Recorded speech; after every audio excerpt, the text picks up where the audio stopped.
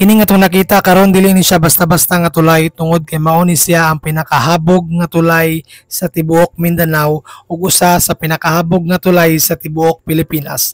By the way, mo din ni siya ang Atugan Bridge nga gatabok sa Atugan River nga nahimutang sa lungsod sa Impasugong. So kung maghisgot og lungsod sa Impasugong, usa ni siya ka first class nga municipality nga nahimutang sa segundo distrito sa probinsya sa Bukidnon. I'm sure katong mga gasigig travel from Cagayan de Oro or katong mga naka-travel na from Cagayan de Oro going to Impasugong, going to Malaybalay City, all the way to Davao o katong mga tawo pod nga nakaagi na from Cagayan de Oro going to North Cotabato. I'm sure familiar na ninyo nga tulay, familiar na ninyo nga dalan tungod kay naara ni siya along Sayre Highway. Kung mingon mong tag Sayre Highway, mo ni siya ang dalan nga mokabat og mga 4 to 6 lanes ang iyang gilapdon ug mabot sa mga 192 kilometers ang iyang gilayon nga gakonekta sa syudad sa Cagayan de Oro padulong sa Kabakan, North Cotabato. Common na kayo nimo siya tan-awon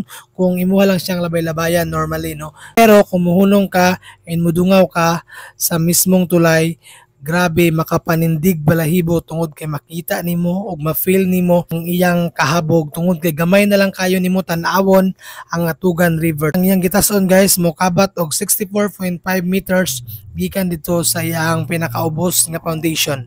So mao to pagagi nako diri wala po na ako sipyata no ning hunong ko and then nagpa-picture ko isip attendance nga nakaabot ko sa pinakataas nga tulay dinhi sa tuwa sa Mindanao. Mao na guys nga kung makagi mo dinhi and then na may plano mo travel gikan sa Cagayan de Oro padulong sa Malaybalay to Davao or even though partly in Northern Cotabato, ayaw po ninyong sipyata o hunong din ninyo at least para maka-experience pud mo sa iyahang kahabog. Tungod kay maka-overwhelm lang pod nga nari sa tuwa sa Mindanao na himutang ang usa sa pinakahabog nga tulay sa tibuok Pilipinas. So guys, by the way, kung asa man ka naabtan na nga video karon, paki-comment na lang ko sa imong location para at least makabalota kung asa na naabot kini nga video. Before ta malimot, shout out dahil sa mga nagpa-shout out sa tuwang previous nga video nga sila Rodelio Lumantas Putis, si Ma'am John J. Hernandez, si Anske Misa, si John Carlo Cabahog, si Reggie Boy Rodriguez, si RG Hibaya, si Tukang from Usami City, si Kuya John Florendo Ramo,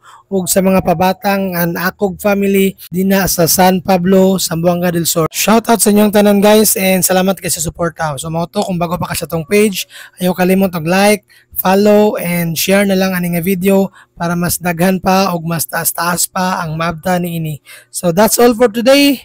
Thank you and to God be the glory.